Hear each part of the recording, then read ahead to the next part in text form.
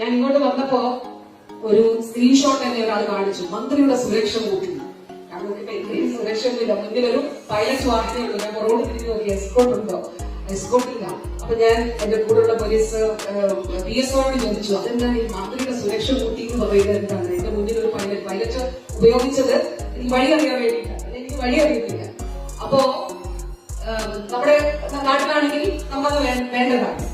അപ്പൊ ഞാൻ പറഞ്ഞ പൈലറ്റ് മാത്രമേ ഉള്ളൂ, പിന്നെന്താണ് ഈ സുരക്ഷ? മന്ത്രിയുടെ സുരക്ഷ കൂട്ടി 15 അംഗ പോലീസാണ്. ഞാനിവിടെ വന്ന് ആദ്യം ഫോൺ ചെയ്തത് SP ആണ്. അപ്പൊ ഞാൻ ഇവിടെ വന്ന് നിൽക്കുമ്പോ 5-6 പോലീസുകാരെ കണ്ടു. അപ്പൊ ഞാൻ SP-യോട് വിളിച്ചു ചോദിച്ചു, എന്താണ് SP, എന്റെ സുരക്ഷ കൂട്ടിയിട്ടുണ്ടോ?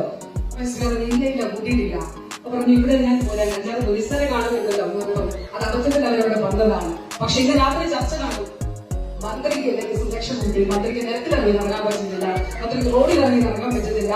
എന്നാൽ കേരളത്തിൽ നമ്മുടെ ചേർത്തല നിയോജക മണ്ഡലത്തിൽ കഞ്ഞിക്കുഴിയിൽ ഒന്നാന്തരം ആരോഗ്യ കേന്ദ്രം ലാബ് സൗകര്യത്തോടു കൂടി കഴിഞ്ഞ ദിവസം മുഹമ്മയിൽ ആരോഗ്യ കേന്ദ്രത്തിൽ കയറി എല്ലാവരും ഫേസ്ബുക്ക് പോസ്റ്റ് പങ്കുവെച്ചാൽ നിങ്ങൾ എല്ലാവരും കണ്ടിട്ടുണ്ടാവും തോന്നുന്നു. കാരണം അദ്ദേഹം മകൾക്കൊപ്പം കയറിയപ്പോൾ അദ്ദേഹം ഇത് പേ ചെയ്യാനായിട്ട് മരുന്ന് കിട്ടി, ആന്റിബയോട്ടിക് ഉൾപ്പെടെ കിട്ടി. അപ്പൊ അദ്ദേഹം ഇതിന്റെ പണം ഇവിടെ കൊടുക്കണമെന്ന് ചോദിച്ചു. പറഞ്ഞു, പണമൊന്നുമില്ല ഫ്രീ. അദ്ദേഹം യൂറോപ്യൻ നാടുകളിൽ താമസിച്ചിരുന്ന വ്യക്തി. അദ്ദേഹം പറഞ്ഞു, എനിക്ക് അത്ഭുതമാണ്, ഇങ്ങനെ ഒരു മാസങ്ങൾ ആഴ്ചകൾ പനി വന്നാൽ ഡോക്ടറെ കാണേണ്ടിയിരുന്ന ഒരു നാട്ടിൽ ജീവിച്ച വ്യക്തി എന്നുള്ള നിലയിൽ ഇതെനിക്ക് അത്ഭുതമാണ്, ഈ സത്യം ഞാൻ പറയട്ടെ എന്ന് പറഞ്ഞൊരു ഫേസ്ബുക്ക് പോസ്റ്റ് ഇട്ടു. അതുകൊണ്ട് എന്റെ പ്രിയപ്പെട്ടവരെ, ഇവിടെ ഉദ്ഘാടനം ചെയ്യുന്നത് ഒരു മാധ്യമവും കൊടുത്തില്ലെങ്കിൽ സാരമില്ല.